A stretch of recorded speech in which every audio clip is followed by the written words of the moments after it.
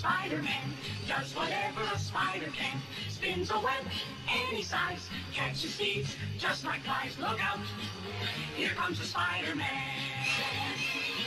Is he strong? Listen, bud. He's got radioactive blood.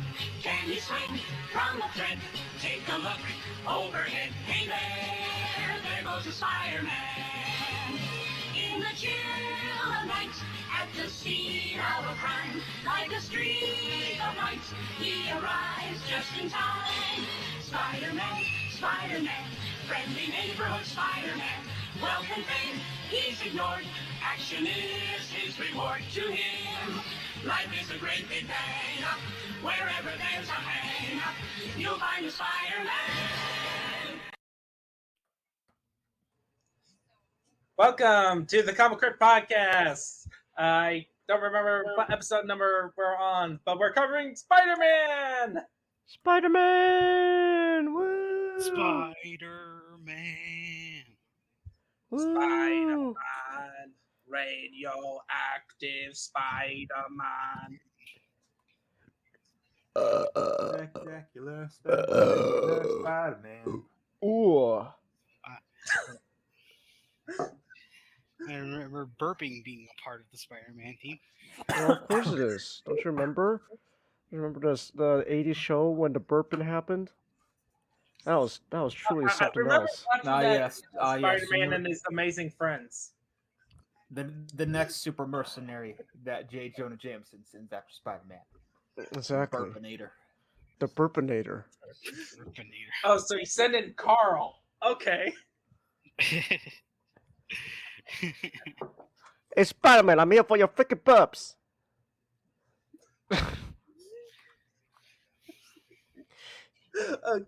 So, what do you guys think of this reading?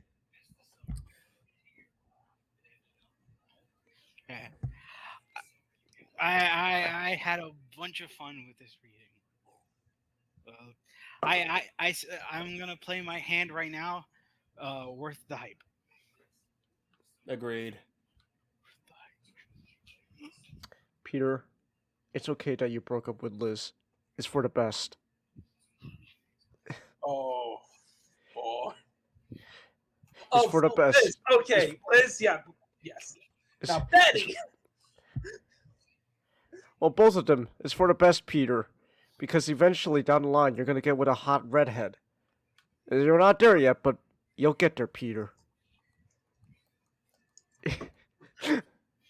You'll get there, Peter. Just wait. I mean, you gotta go through one more girlfriend. She's gonna die soon, but just you wait. Just you wait. One more girl to go through, and you'll be with a redhead. Man. Alright, we're gonna have to talk about that. Okay. Anyway.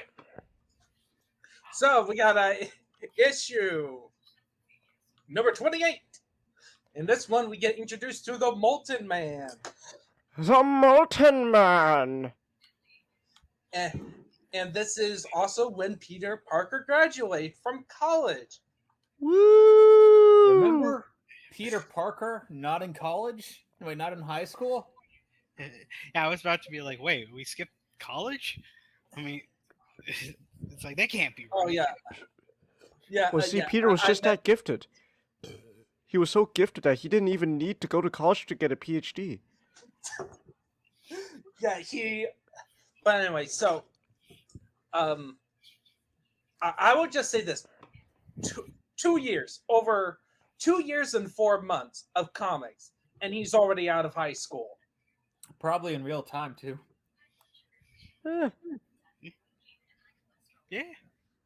You know how that insane it is in comics?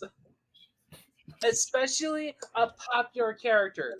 He's a bestseller at this point. Would he supposed to remain in high school longer? No, Changus. Spider-Man is supposed to be forever 17.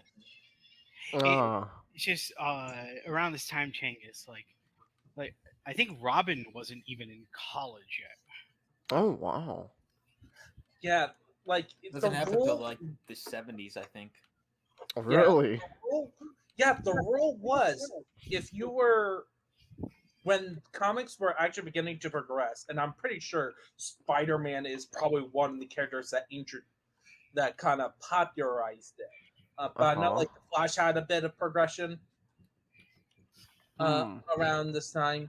But um, if you were a best-selling hero like Mm-hmm. like Batman, Superman, and Wonder Woman, Uh-huh. they do not progress. They Oh. don't age. They remain the same. But And if you are a secondary character like Green Mm-hmm. Arrow or the Flash, they could progress in So age. fresh. Okay. That's interesting. I didn't know that. But that was the rule of comics. And Spider-Man, Uh-huh. two and a quarter of a years, Mm-hmm. and he's already out of high school, where it's his starting point. Hmm. Good job, Pete. You're out of high school.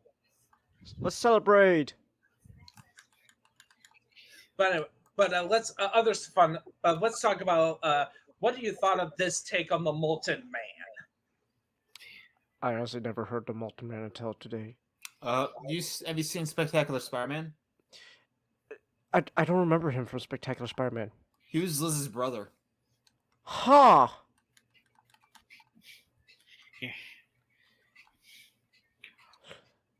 Okay. yeah.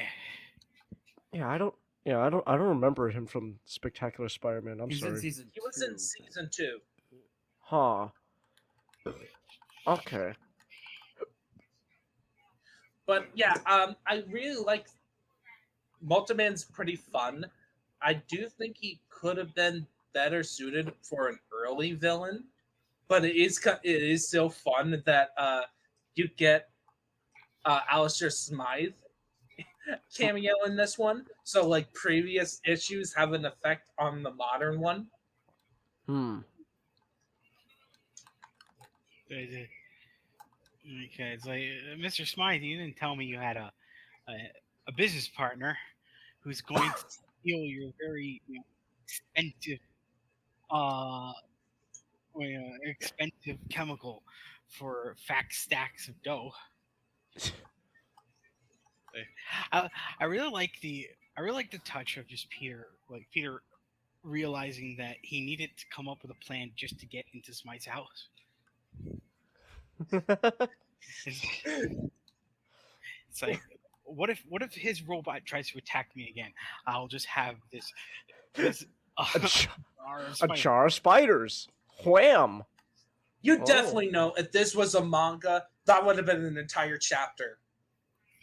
It's like him trying to think about how to outsmart this robot so that when he gets captured, the twist is here's the jaw of spiders. He takes off his shirt, the jar of spiders is just taped to his stomach.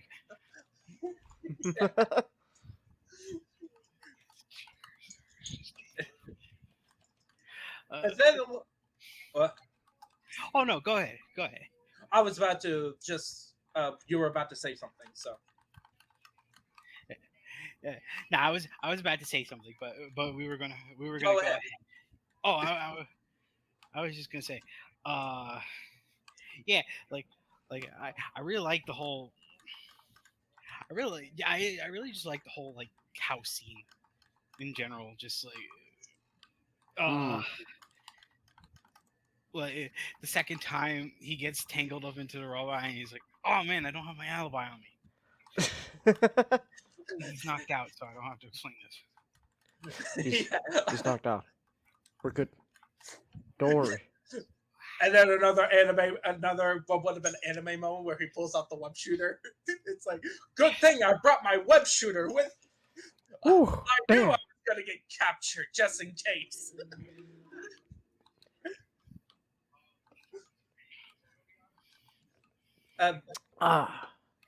But I do. So, how about Molten Man as a character?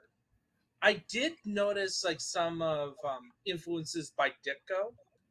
Okay. Or it could be like early time of this comic books where you got like already cricket like the concept of getting powers expose your true nature. Hmm. So like Bolton Man, he got his powers and like just because he was trying to take it away so that he could sell it for Joe, he instantly became a crook. All right. Like he had one bad temper with a car, and now he just goes on a rampage. It's like, all right, I can just be a public menace. I can make financial. I can profit off of this. Wicked. Gnarly. Except when and then Spider-Man puts him in the closet. Uh, literally, not metaphorically. We just want to make sure the guests, the viewers at home understand that. I don't know if he's gay. If they made him gay now, I don't know. Like, Who's gay? We just have to cover our bases, so that we don't. yeah, we're covering our bases, Chinggis. All right. I don't know if Ball Man's gay. Gay if they decided, hey, he's gay. Or not.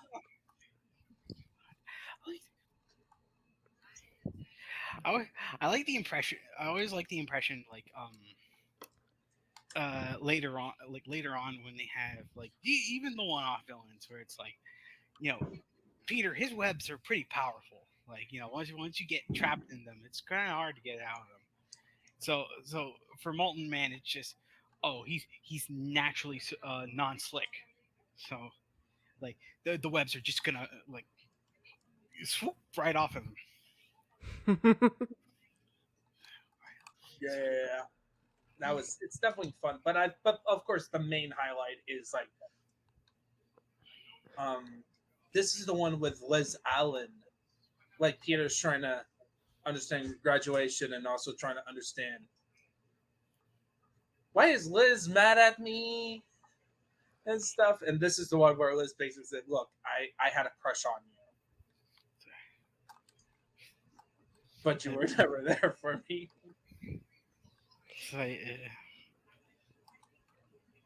It's okay, Peter. You'll get over Liz soon. It doesn't matter. Again, wait a few years. You're gonna be a redhead. It's funny that in the Spectacular Spider-Man, Liz Allen is the love interest. I really like. She's so likable in it too. Yeah.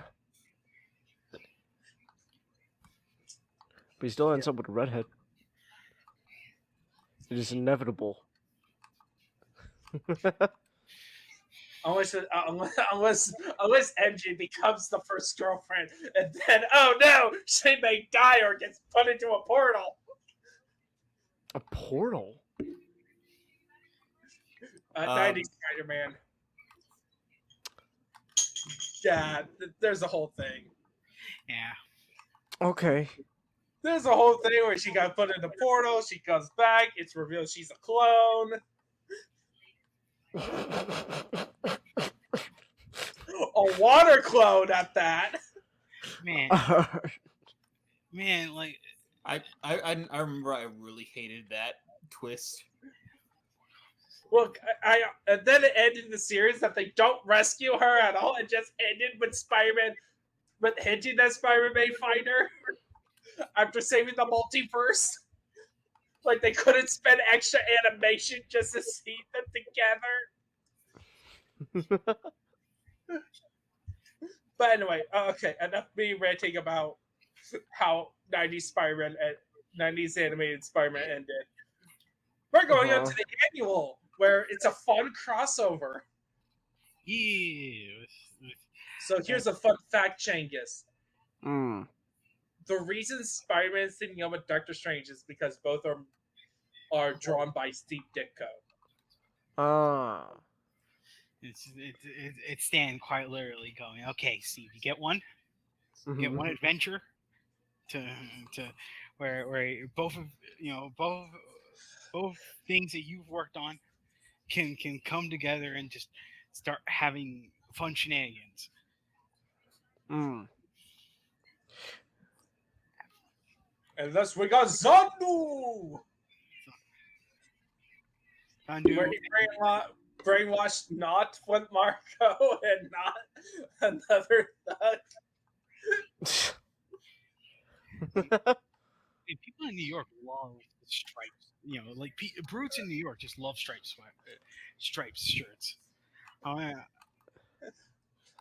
A pair of striped green shirts and brown pants are a common combo among big muscle guys. Well, of course, it's practically a uniform. It's all they can afford from the big and tall store. It's a shame. So Xanadu. Well, technically Xandu because there's no A in there.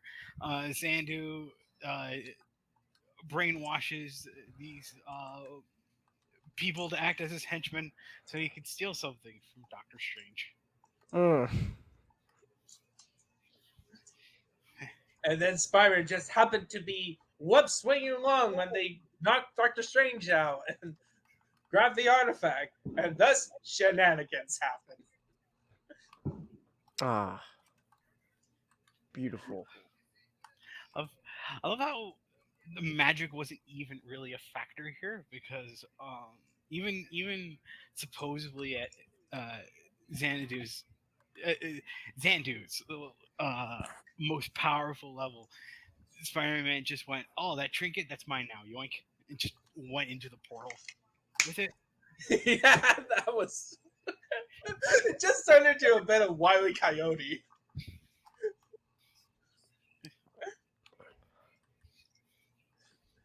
It's like.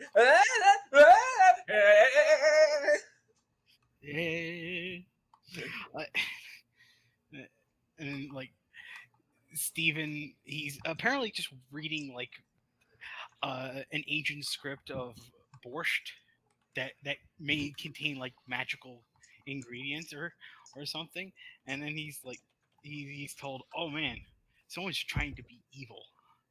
I gotta go stop them." Something tells me that's just like a regular food recipe. He was just gonna be making dinner. Evil.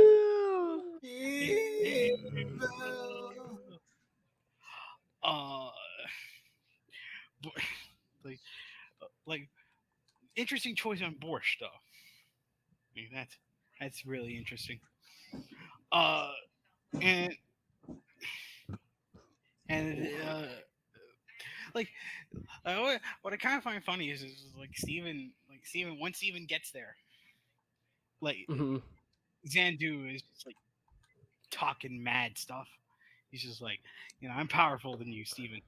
I'm gonna wreck you really good. And then like, Steven is just like, okay, and, and it's like, man, that one must have been the only thing that was really making him powerful because once he lost, just like he He's kind of pathetic. he's kind of a weenie. I just love it how they resolve the situation when Stephen Strange just simply mind wiped him. Oh yeah, like he just took the evil out of him. It's like, okay, evil be gone. Man, I wish he was there when dealing with Doctor Light. Like you would think that would be helpful. Hey, man, Doctor Strange and like Identity Crisis would have been great because no one would be gaslighting each other. Yeah.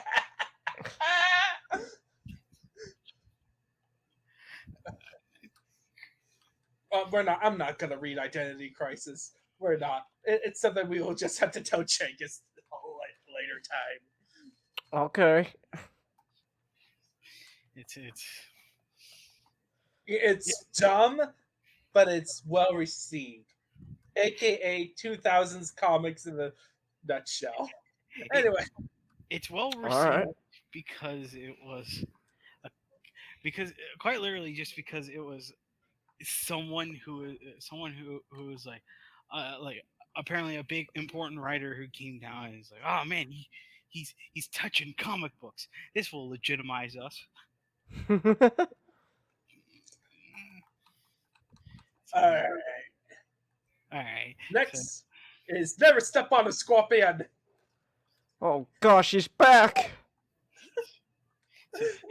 J. Jonah Jameson at his finest. his, When will you learn, JJ? Probably How's- never. Oh, that sucks. I want JJ to learn and be better. But unfortunately, that's not going to happen.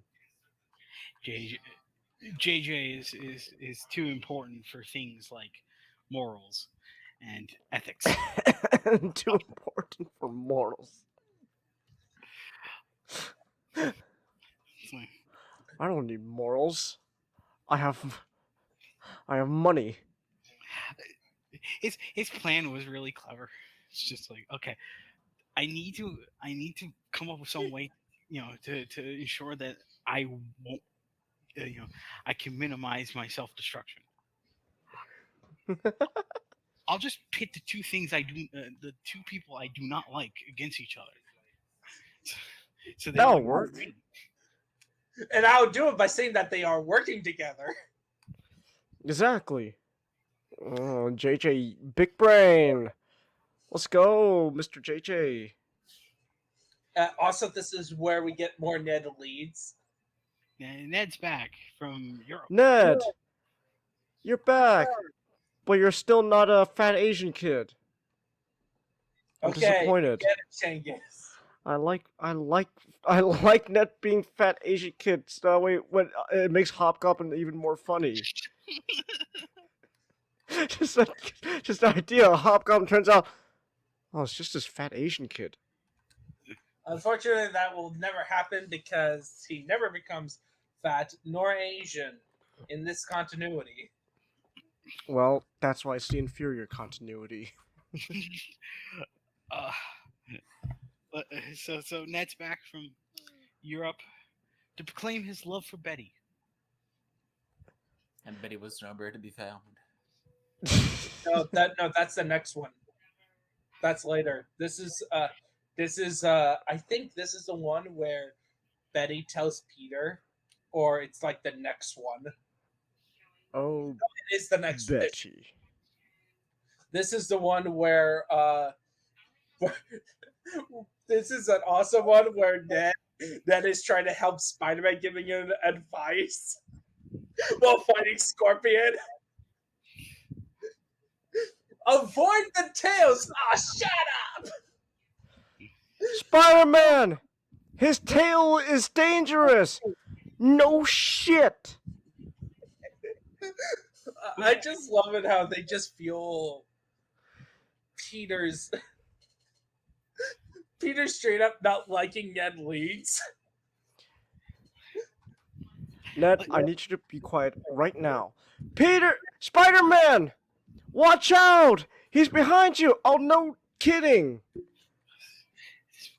Like even though like Peter will constantly say that he hates Ned's guts.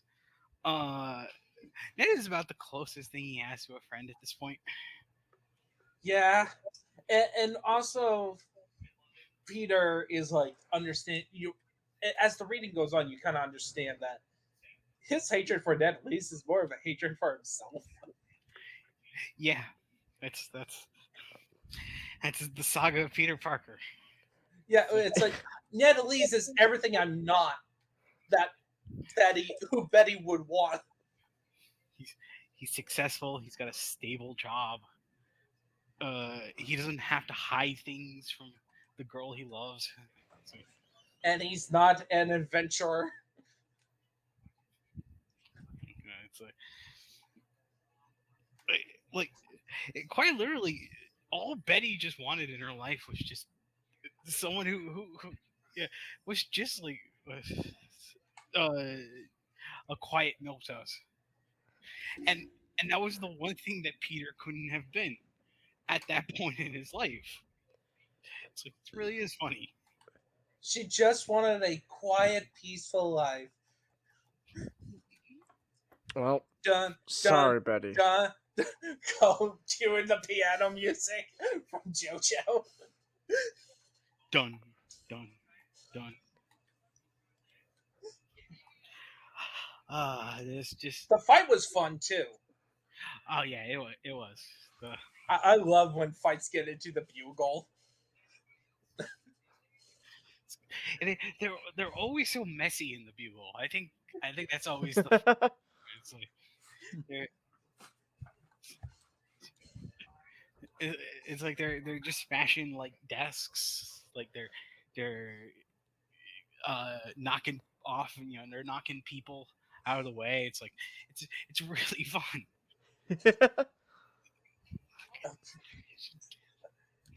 I also love the recurring joke. I think I read it before, but it's where J. Jonah Jameson is like, "Good, we could get rid of all this furniture that I clearly did not want, but I don't. I need to pretend I did want them."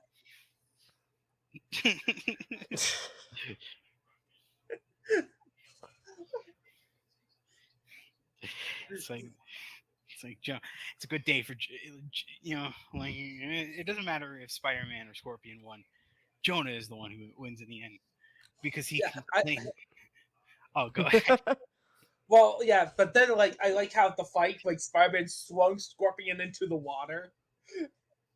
That was so cool. It was like he went from the Daily Bugle to the river. Yeah, like he was using a Scorpion's body as a counterweight while he swung around the flagpole.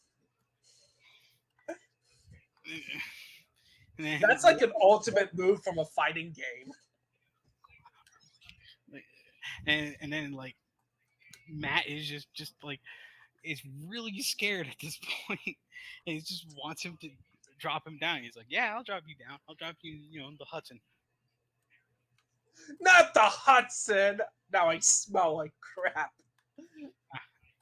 Oh. I also like Mac. The way he got out of prison was he fooled everyone to think he's insane without his costume. They gave him the costume back with all with the tail. Yeah, with the tail. Man, the 60s regulation sure was lax.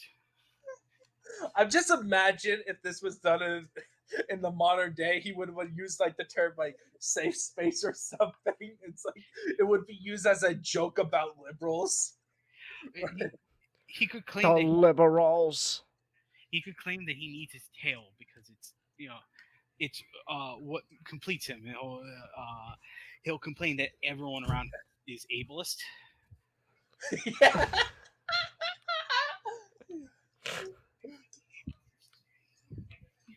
So hopefully they learn this time not to do this to the Scorpion, not to give Scorpion back his outfit no matter what he said. Hopefully he stays, in jail for a long time. Probably 12 issues. Yeah, I'm giving him 12 too. He'll be back. He'll be back in a year. I'll be back in a year. I'll be back, Spider-Man. All right, next one. Okay, this is the one that is like the breakup. The breakup. Oh gosh, no.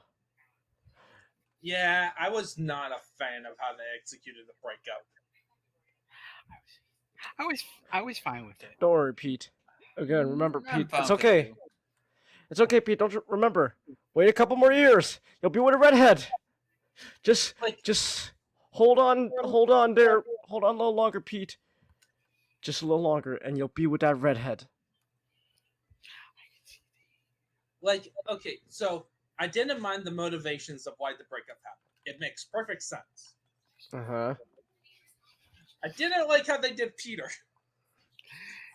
I'll act like an asshole to her, so that so that I can so I can drive her into Ned's arms, and so that we this whole thing can go through as smooth as I expect it to be. Even though, let's be honest, if you just told her the truth, it's like, yeah, I am. I take pictures of Spider-Man. But the reason I take pictures of Spider-Man is because I am kind of an adventurer. I'm not that guy.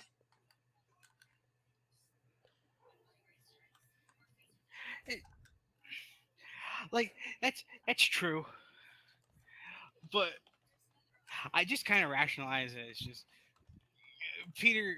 Peter is not the most stable person at this point. He he tends to get angry at a lot of things. So Yeah, like I understand why they did that decision. It's like, it's like I understand why you did it, and I understand how it works. I just don't like the result. yeah, like we can speak from hindsight, and we can say that it gets much better from here. Yeah, it's like we can make jokes about him with being with the redhead all the time, but I the funny thing is you looked at our private chat, Changus. I was Uh, actually reading I had an omnibus, and in the omnibus had the actual letters mm. pages, and there was a good portion of fans that were not happy that about what happened. We are not And they happy did, with you. yeah, they were not happy that Peter and Betty got separated because they wanted Peter and Betty to get together and get married. Like even Oh. that one letter basically said, "Why can't Peter be happy?" Why can't Peter? No, said Stanley. L. Lamau. No. This, this man, this man, this man was a fortune teller. He was a visionary. Um, like like I think that's also another thing that's just like that. Not only just Peter, like Peter, um, moving off to college, starting a new career in his life, but it's also just the idea of just the people in his life just coming and going. It's Yeah, because even with even when you compare it to like Superman, but uh that sort of like love triangle with Lana and Lois never really gone away. Like it became downplayed over the years, but that was just because you could do it with the reboots, but the the idea that like eventually like one of them will get the ultimate prize was was kind of a was, was kind of like a unique thing. Mm. and I will also say, like, with that in mind, this is also serves as kind of a conclusion of an era, because we got the cause of the cat, and by the way, I do like the cat part with like the burger and where it leads to. Like that was actually a pretty good ending, that good finale in terms of action, where you're actually kind of rooting for the cat to get away. Mm. Because he had to work the hardest at like worked harder than Spider-Man or the cops, and he just fails through a reasonable way. Mm. Feel like oh, we need the hero to win at the end. Psych. It's like no, he just he was a victim of inevitability. You know, the cops were just smart enough to check the chimney. It's like Yeah, and also like he just did it too much. He could have gotten away with it. And pussy was like the perfect crime. yep, and, and technically this is issue 30 and is the start of very important arc, Mm. most important Yes. arc. The Master Planner Saga. Okay, Changus. What is your first impression of this trilogy of comics? This trilogy? Yeah, 31 to 33. Uh,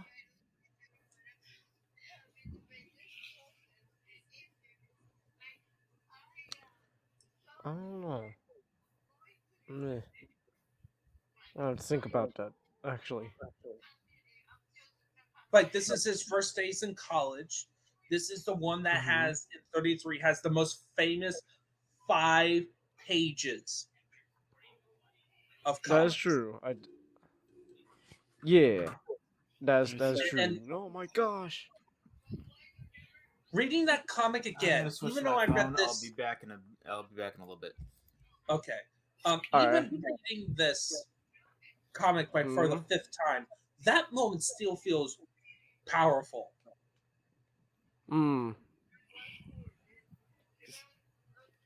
Because we always get this. We always get the sense that like Peter's strong. You know, he could knock the jaw off of supposedly like a world championship boxer.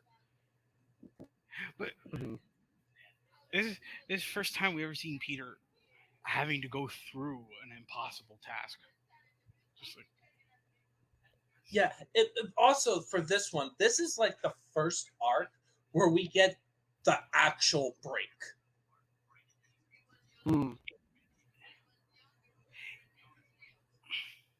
Like, no holds barred. Peter is at this most toughest adventures in both his personal life and as Spider-Man. like the end of 31 just what do you call it is just drops the bomb of, oh, Aunt May, Aunt May is sick. She's definitely sick.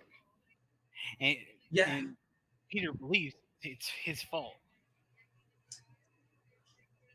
Yeah, like the first one, we didn't even understand what's going on with Aunt May. You're thinking that you're just thinking that of more of a stressor of like Aunt May being sick and him not being able to support her. Like typical stuff, along with also our introduction to 2 important characters, Harry Osborne and Gwen Stacy.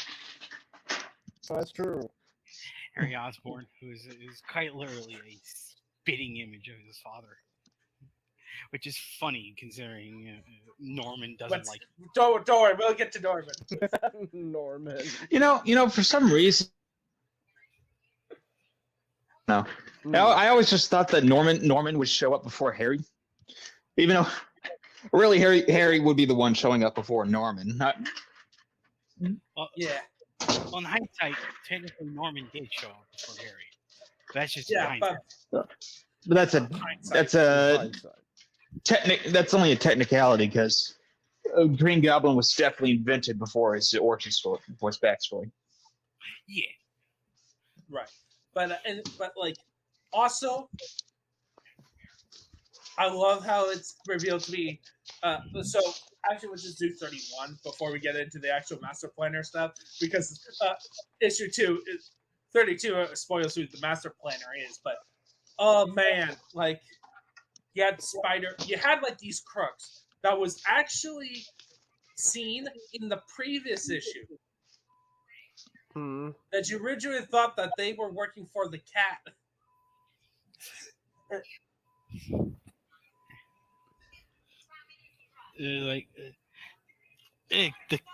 But now it turns out the cat was just another crook that was hired by the No, he was just a solo guy. Really? Yeah. He was just doing another big score, one final score before laying low.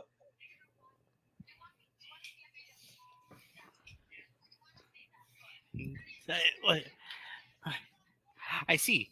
Like I took it as him being paid off by. Yeah, so it's literally nothing. He literally had nothing to do with it. It was a huge red herring. Ooh. But anyway, then you got this first day of college where he gives the worst impression ever. Good job, Peter. Peter quite literally just makes, just quite literally just has this first impression where, like people in high school kind of just dunked on him because he was a nerd. Here in college, people just dunk on him now because they think he thinks he's better than them. What an asshole. Yes, exactly. They didn't like him because he's an asshole. Yeah, And then we get and we see it through Harry Osborne and Gwen Stacy. What were your first impressions of them, Changus? Of Gwen? Of Gwen and Harry. Gwen and Harry. At first I didn't. Oh, Magic left. Oh no! Damn it! I'll just talk about. Oh, he's back. Can you hear me? Yes, Yeah, I we can can hear hear you. Okay. You good? Yeah. Okay. I see Harry Osborne still has to use a pick. Pick. All right. really? But I don't know. Changus, Yes. you have been taken over by the robots. Oh no. I can make out what you're saying, but holy shit, it is. What? No, never mind. All right. So Hold on. Changus. Wait, hold on. Let me see. No, it should be. I'm using the right mic. Right. You're hearing fine on my end. Yeah, Okay. I can hear you. Okay, it's my end. Everybody sounding like it's my end. Oh, okay.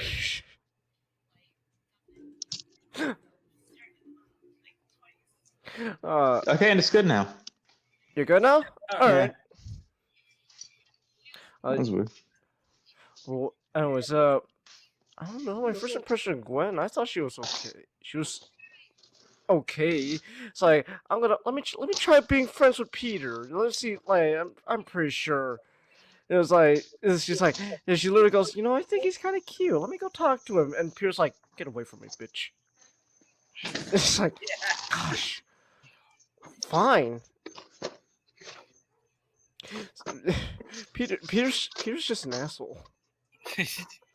Well, to be fair, he has his Again, like he has a good reason this time. Yeah, he has a good reason this time.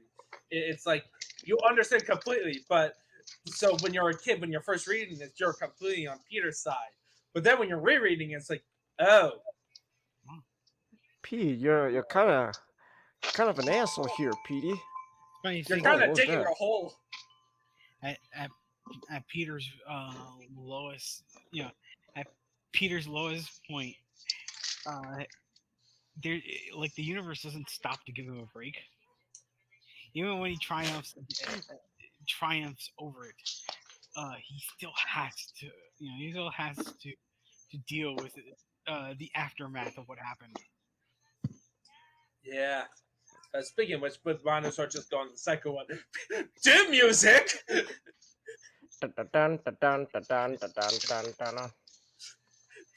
Like, that's the summary of this issue is Peter Doom music is playing when Peter realizes, oh no, the ingredient I need to save my aunt is taken. I need to find where it is. Oh, Boswell! No! You're working for me! Criminals, where is he? Where is he? You were given to an ordinary citizen. Where is it? Where?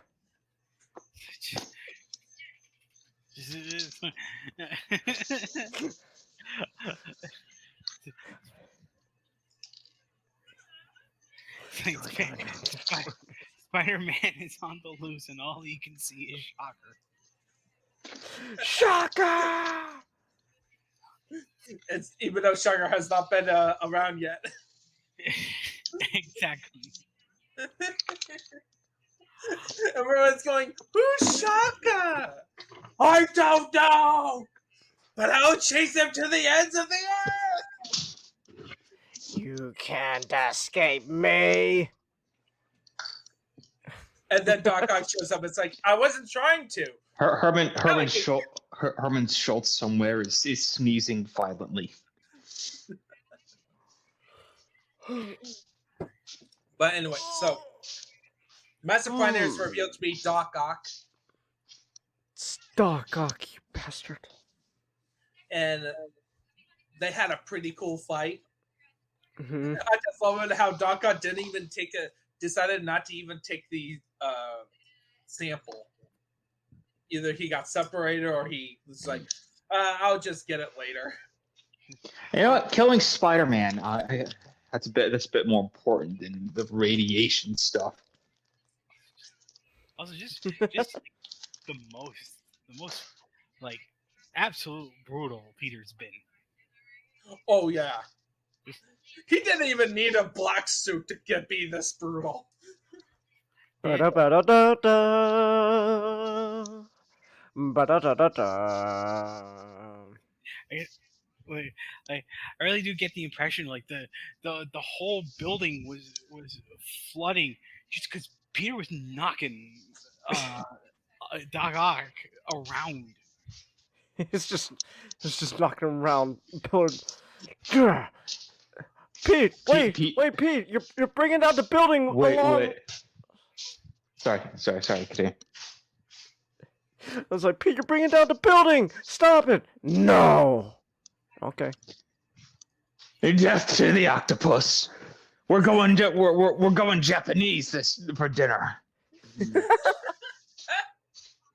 Yeah, and then of course it ends with the most famous part.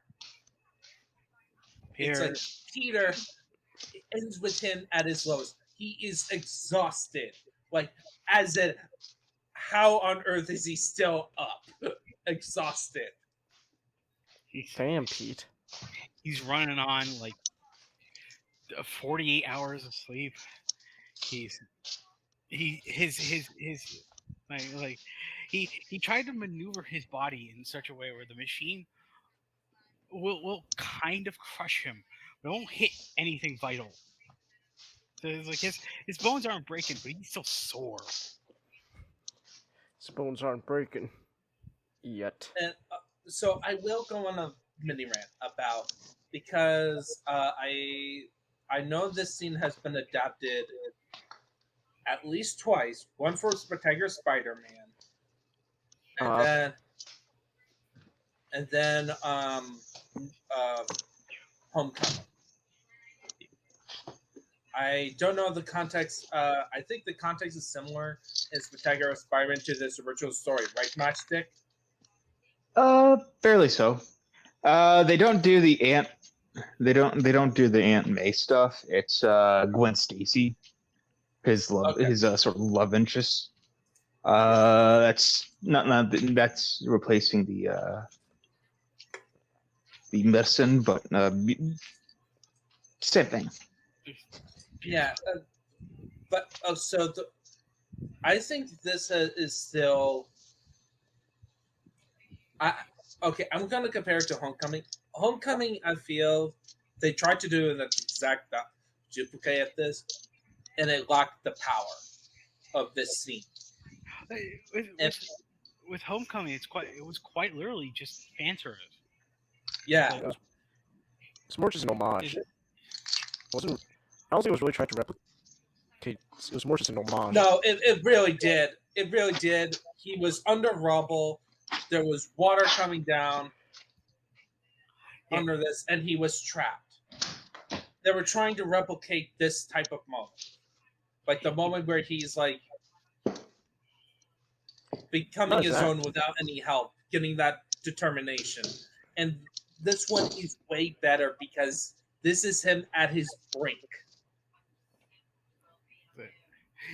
Yeah, it's like it's what I said in the room. It's just with everything that's compounded with like the loves of his life are just kind of like like in his mind just tossing him aside.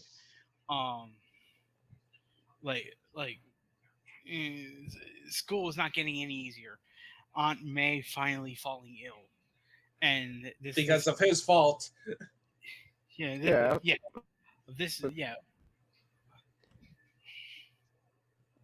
And peaceful. it's like with all this pain and all the struggle he has to go through, it's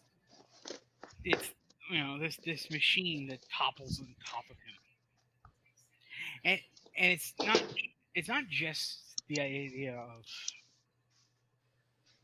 it's not just the idea of not believing that he couldn't lift this, but it's just the Peter of the first few issues. If he was brushed with this situation right here, he would have crumbled. Yeah.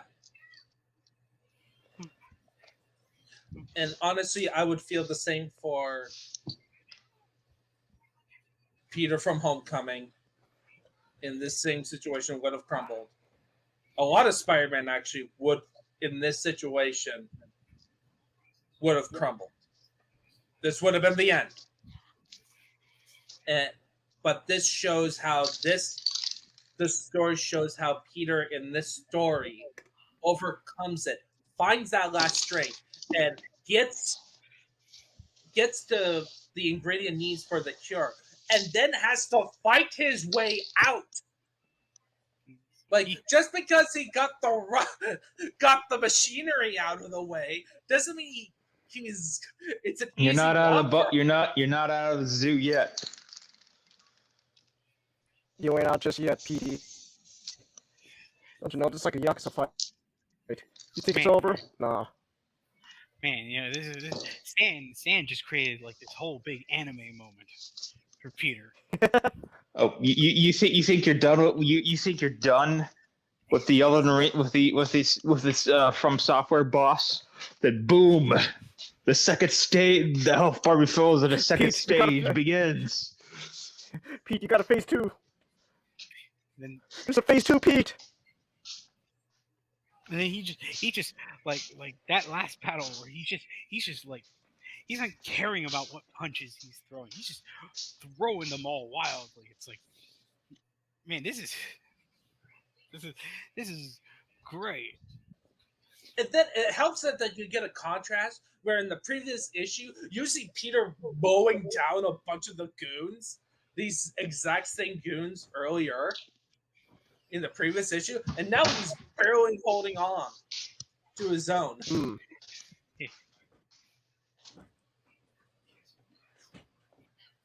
It just shows that it definitely felt like, oh, this is the final test of how Peter can be a hero on his own.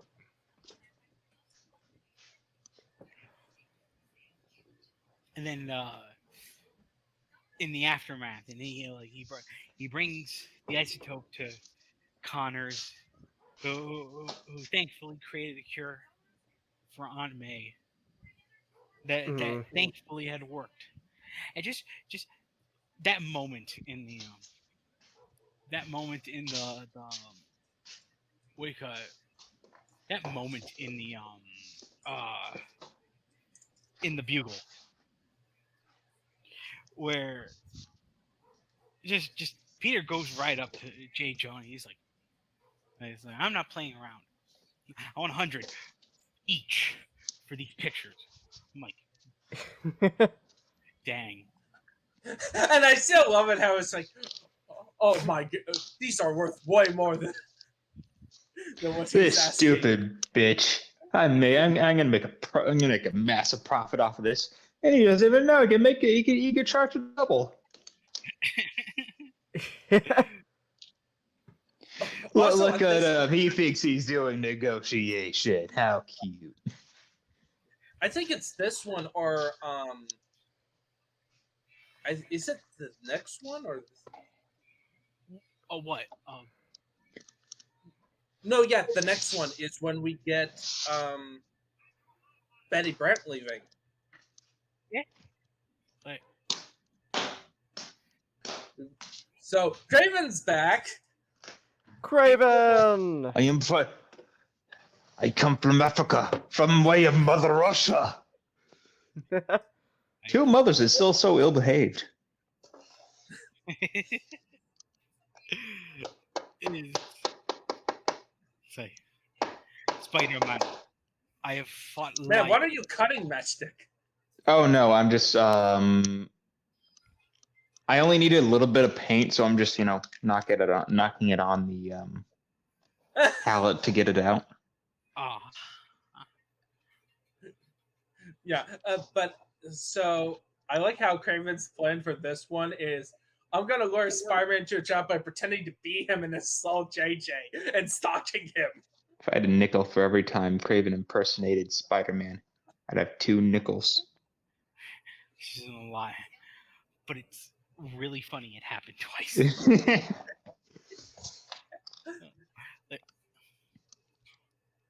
I love how Craven, like Craven is the most, like, you would argue he's the most deranged of of his rogues gallery.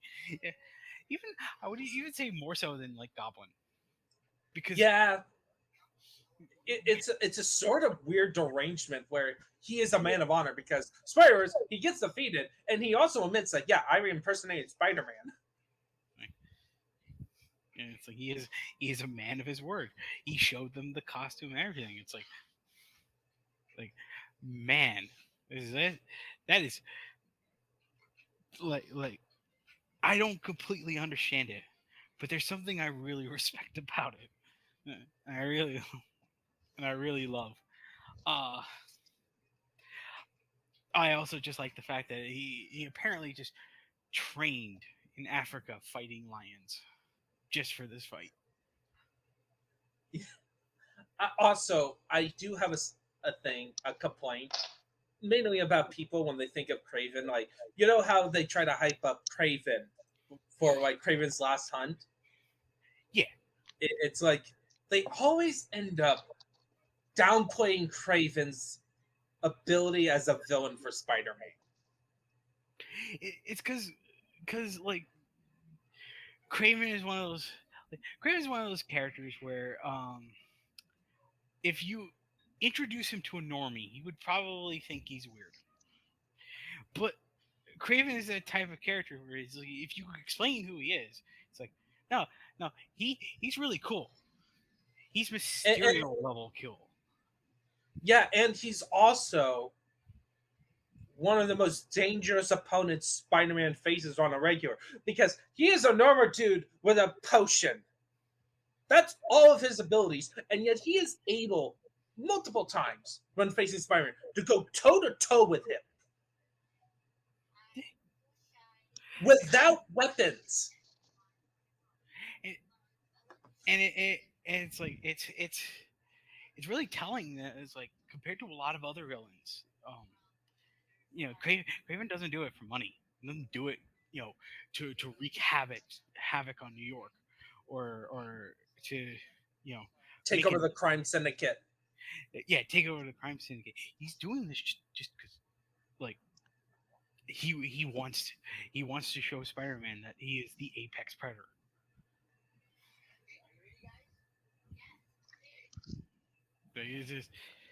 It's like he's dedicated his life for this, and it's like it's really cool.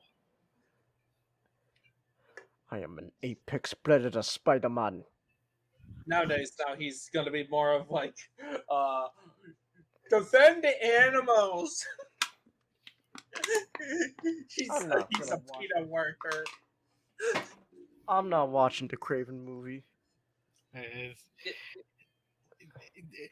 Didn't they give him a superpower?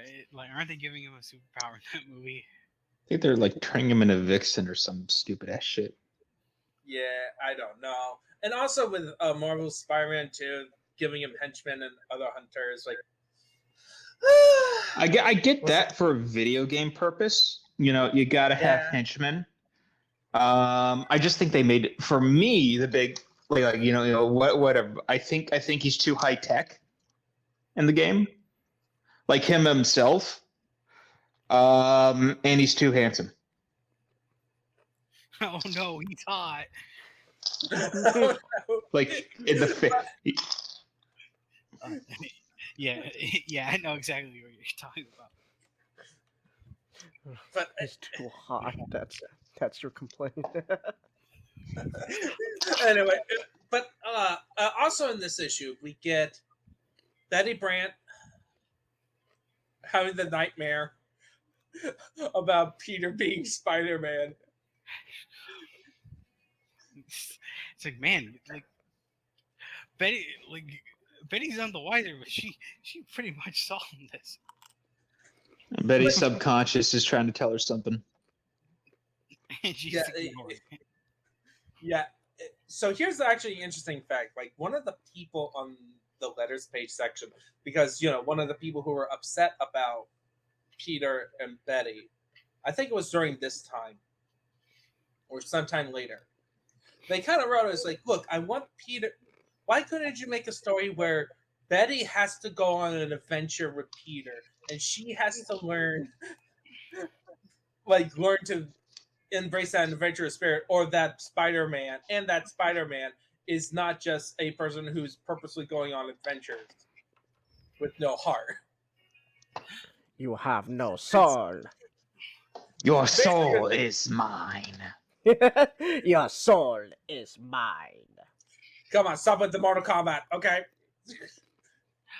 Anyway, I feel like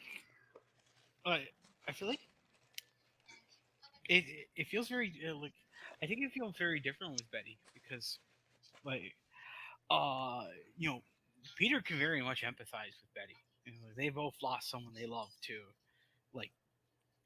crime, but Peter's a lot more resilient because of that. Betty's shown to where it's like she's very much damaged by it. yeah, like clear by the end of this, like even in the in the last issue, when she sees him, she's reminded by that incident. Yeah, it's like it would have been wonderful to have that scene where it's like they can like let it all out and just truly just empathize with each other, but they just deal with it in different ways, and Now, I will say this: if I ever get part of a Spider-Man show, I would do this. I would definitely actually think of going with that direction with Betty. Like, actually make her into the love interest. Let's give her a shot. Like, it would be a different show and a different type of romance compared to like Gwen and MJ.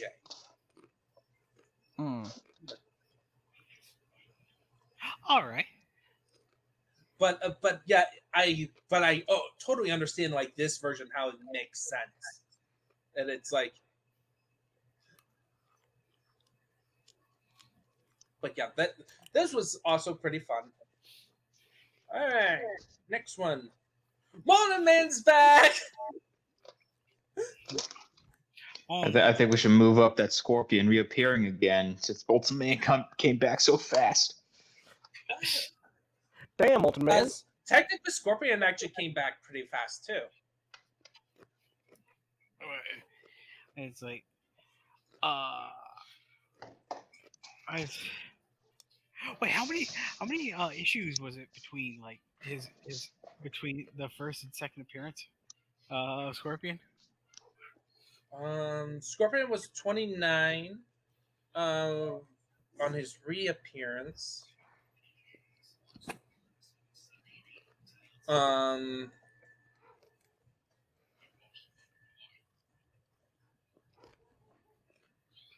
Let's see. His first appearance is 19. 10 issues. 10 issues. So it's like, so quite literally, like Molten Man's just like he was too anxious. Well, his crimes were a bit minor. That's true. That's true. Like he didn't try to murder people. He just had one rampage. He assaulted somebody, rampage across the city, and stole some stuff. Technically, and the comic did said that he acted repentant and was a model prisoner. Wow. Yeah, it's. I like how they did mention it. It's like, and then we get the reveal that it's like, oh no, he's just It's just part of his scheme. It's all part of the scheme. It's been part of his scheme.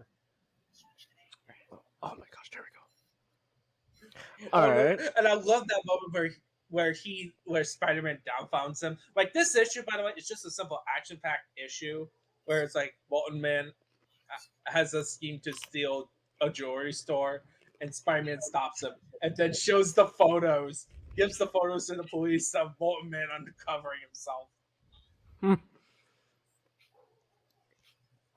Uncovering his disguise for those whose minds are in the gutter. Like his skin is now like his skin's now gold, so there's nothing for you people. You can go away. You can go away now. Bye. I don't think there's like anything happened in subplots. It really is. Yeah, it really was just a fun like one-off adventure. We get the now reoccurring joke of Jonah, like his assistants just like his assistants just keep quitting because he's a nightmare to work for. Yeah. Oh wait, I think that yeah, and then like the previous issue, yeah, was the one where he throws the picture of Peter that he gave to Betty. Depression. Depression, go. Go. And Gwen's really interested in Peter because Yeah, we'll get to it. Okay. Yeah. We'll get. Yes, it will be part of this discussion because. So we're gonna save the Gwen stuff for next slide in this issue. All right. Let's talk about the main plot in terms of the looter and Spider-Man's arc, not related to Gwen. Because I love the fact that the looter is a science dropout. He's just a dropout. He's a man with pseudoscience ideas that turns out to be correct. Who's lazy? Pseudoscience ideas that turns out. I loved every word that you just uttered there. Not pseudoscience that turned out to be correct. And then also, it's like instead of like finding a way to replicate the gas, like and to sell it, he just goes, "I have this gas. I have powers. Time for crime." Time for crime.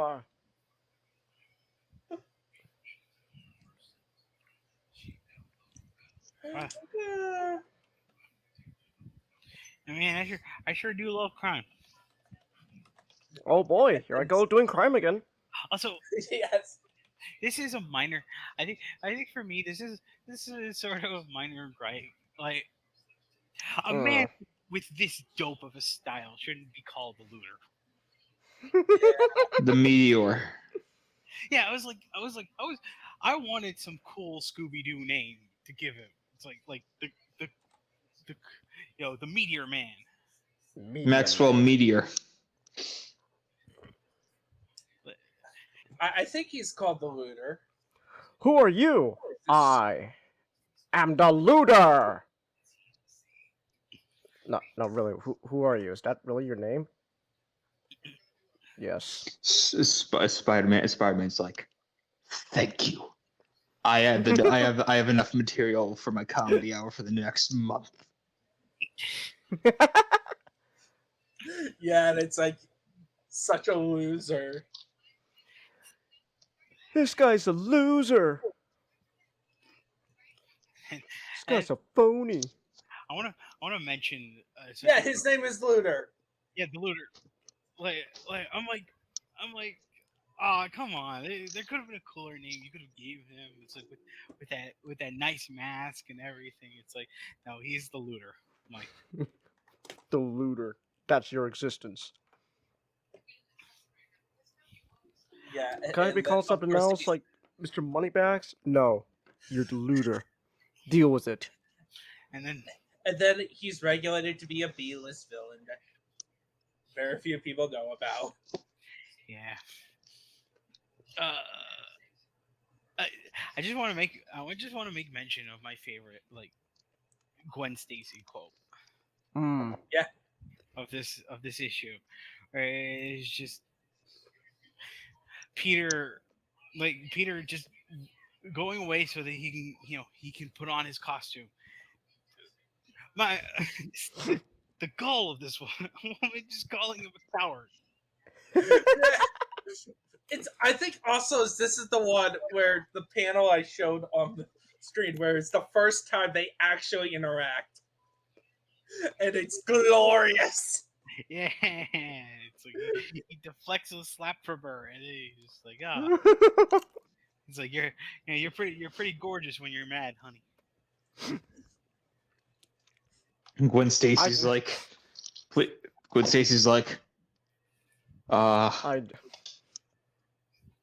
tell me, this man must be the one who tells me to go to the kitchen.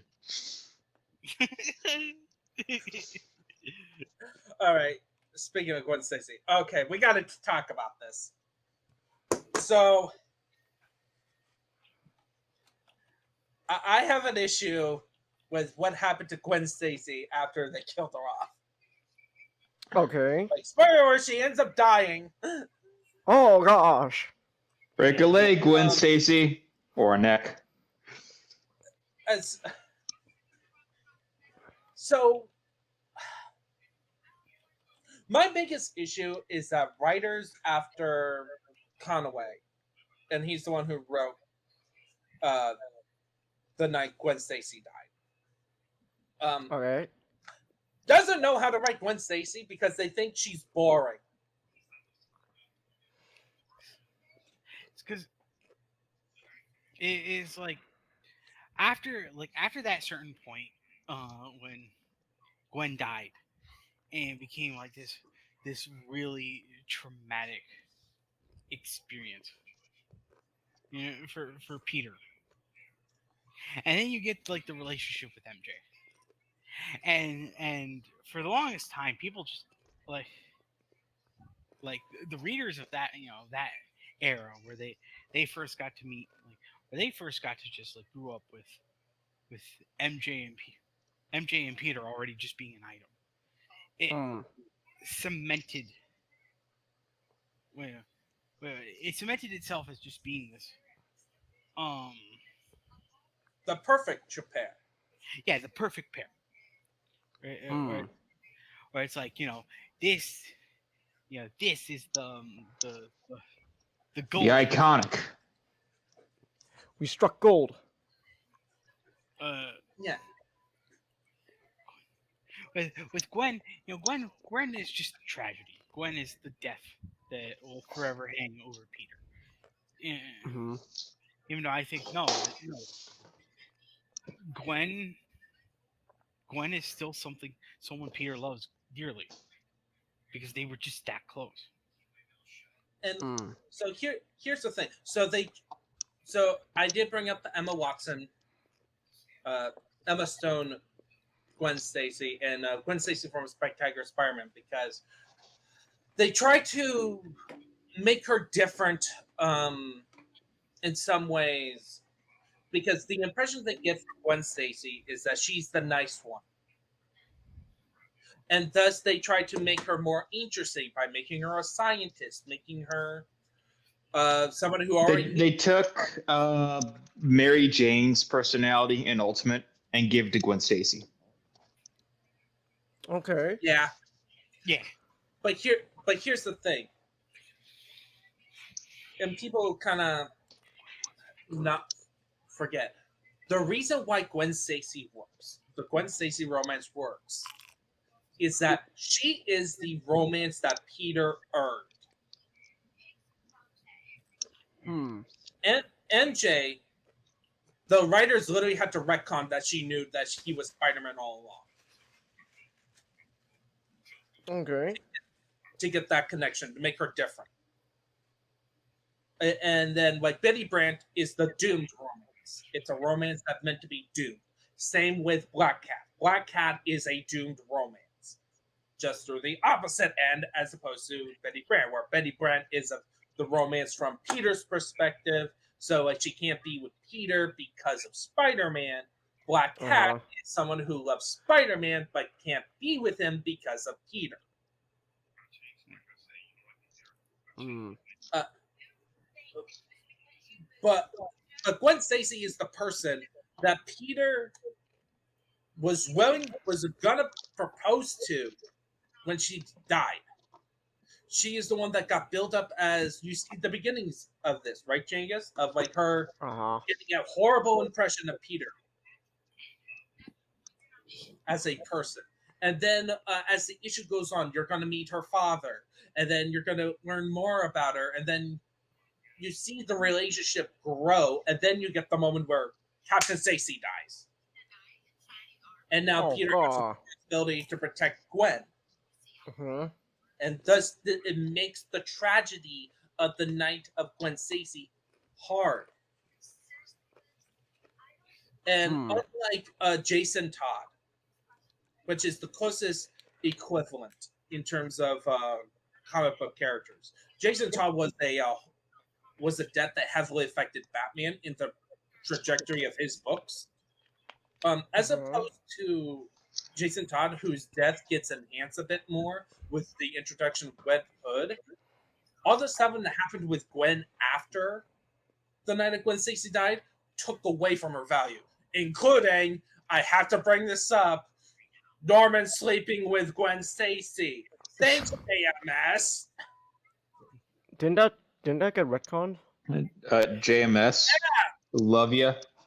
Stay in TV.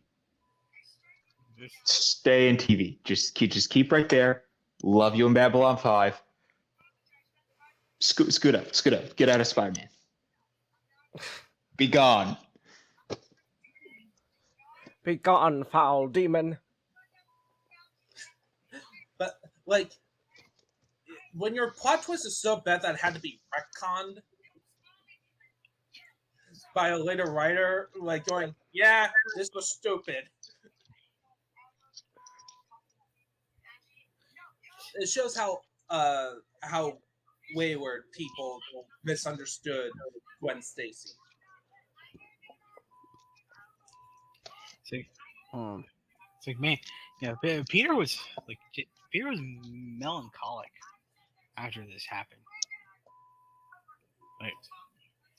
Like with Betty, he got really remorseful and sad. But there was a part of him that thought, oh, she'll be a lot more happier. She deserves her happiness.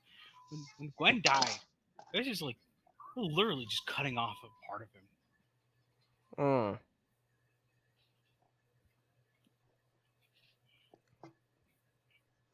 yeah, his heart broke. Just And I like Gwen think- Stacy's neck. Ha ha ha! Very funny. Like Gwen Stacy neck memes are funny. But I will also say this: the night that Gwen Stacy died solidified Green Goblin as his ultimate nemesis. Yep. In my opinion, that is the moment where people go, "Okay, Green Goblin is the one."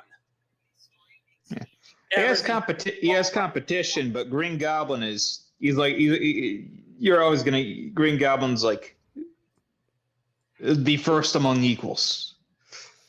Yeah, because Green Goblin is the first villain who knew.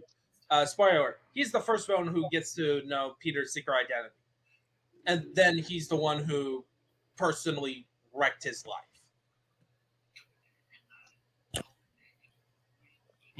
He doesn't. Like Norman didn't want to kill him. No, Norman wanted to make him suffer. He wanted to make it personal. Speaking of, I missed a panel. I missed a comic. Okay, man, I can sum it up. Hi, Dad. So Hi, Harry. Kill yourself. Fuck. How do I deal with this? How do I deal with this man coming after me that I screwed out, that I stole from and railroaded into jail? yeah. Classic Norman.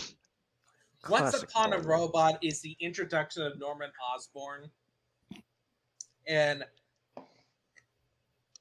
what's your first impression, Shangus, of Norman? Hi, Dad. Who are you? I'm your son. Peter Parker? Hey, Pete. How you doing, buddy? Well, we haven't got to the "Hey Pete, how you're doing." We got like "Shut up, son." But the thing though is like, hi, Dad. Who are you? I'm your son. I have a son? I love how even Norman just being like unrepentant as like kind of a crappy person it's sort of an admirable trait of his. It's like it's like you know Norman is kind of like he he has a silver tongue about him. You know, he's someone who quite literally your mother always warned you about. But like that's also just what makes him charming. I always wondered if that was just like a I always wonder it's like was that just something accidental that just Okay, so here's the cover. Once upon a robot. Once upon a time there was a robot, and yeah.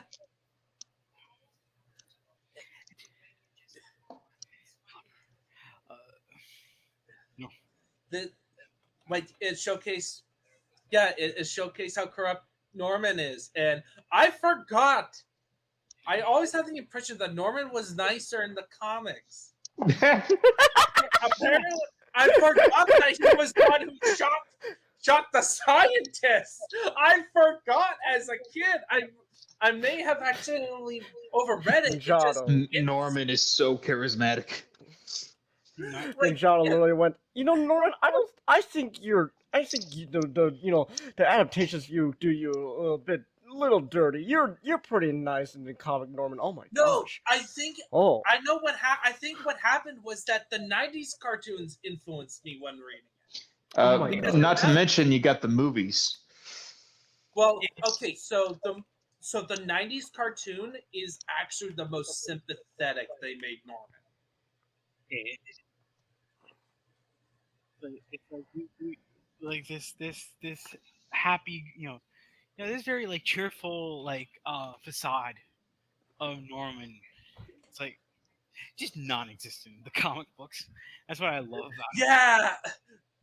So yeah, the whole myth about Steve Ditko not wanting Norman to be Green Goblin, that's bull crap.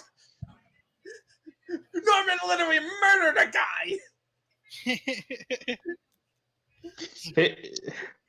His opening dialogue is shit. What do I do about the man I stole from and put in jail coming after me for revenge? How do I get around this? This is what happens when you only read a comic one time, and then when you do rereads, you skip it because you think it's boring. I'm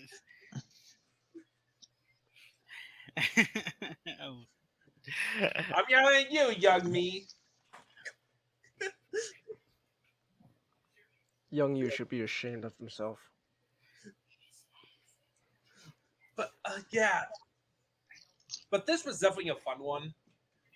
Like, we rarely get Spider-Man battling a mad scientist, like a pure mad scientist villain. Closest we usually have would be like Tinkerer. He only fought Tinkerer once. Yeah, but he's actually an iconic character. Right, but I think Tinker is more of like a broader Spider-Man villain. No, not Marvel villain. He does some stuff with outside Spider-Man, but he's very much a Spider-Man villain. First and foremost. Yeah. Okay.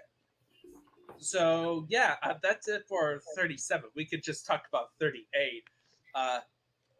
Poor Joe. Like Joe Joe just had a worse hand in life, and then quite literally the gas happened. The omnipresent power granting gas, and that's when it ruins. I don't think it's like the gas didn't give him powers. It just made him insane. Wait, he's a mutant, a dirty fucking mutie. Put him in jail. Like, I think that might have explained how he was able to, just like tipped over the car. Well, I think the explanation was that more of like he had that strength inherent, but he couldn't access the fighting, quote unquote, fighting spirit, and that's when he went berserk. Again, he's a mutie. Okay.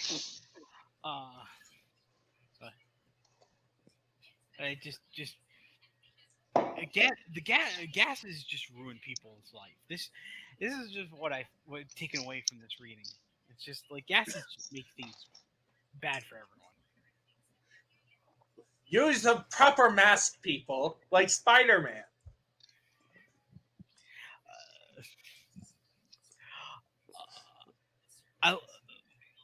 I love, like, it really does become an interesting like break for change for Peter, because he essentially has to face against a villain who doesn't really acknowledge him. Well, and he's not even a villain. Yeah, not a villain. That's my fault. Like a temporary foe. Just honestly, I think Spider-Man's the antagonist in this story.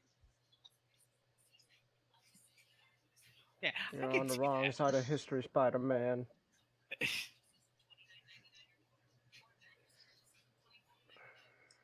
Like, the story is about, so for those who don't know what this story is, just to give context, the story is about a guy named Joey Smith, and he's essentially somebody who wanted to become a boxer, failed at it. He wanted to become a wrestler, failed at that, and he really wants to be he's kind of like Rocky, where he really wants to become a fighter, but he's just down on his luck, and his manager decided to make him into an actor, and but throughout all of his time as a fighter, he was yelled at that he doesn't have a fighting spirit. And then during an accident while on set, he gets gas on him because of lights and chemicals. And he becomes super dazy. He was put into like a daze that made him very irritated. and it's just him going on a rampage, dealing with his inner inferiority complex of having not a fighting spirit. And Spider-Man is just caught in the middle of it.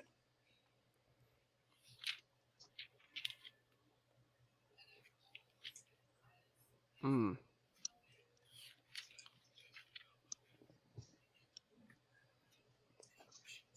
And then like the ending part where it ends happily for Joey, where he gets a movie deal and now he has become a superstar. And then Spider-Man is just depressed. Good job, Petey. I love that scene where it's like he's in the alley. It's like the battle's done. He just looks at the dummy. He's like, "You remind me of Ned Leeds." It's like the one thing I hate about Ned Leeds is he's better than me. Yeah. Oh yeah, and then the Peter subplot is that Norman. I'm pretty sure it's Norman. I put a bounty on his. Yeah, Norman did. He put a bounty on Spider-Man's head, and every criminal is just mobbing him.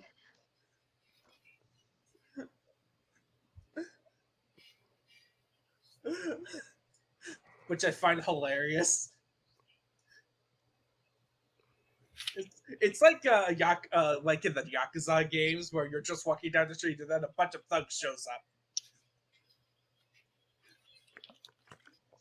Where's my Norman everywhere? Or mechanic. Norman just pops out of a trash can. Peter Chan!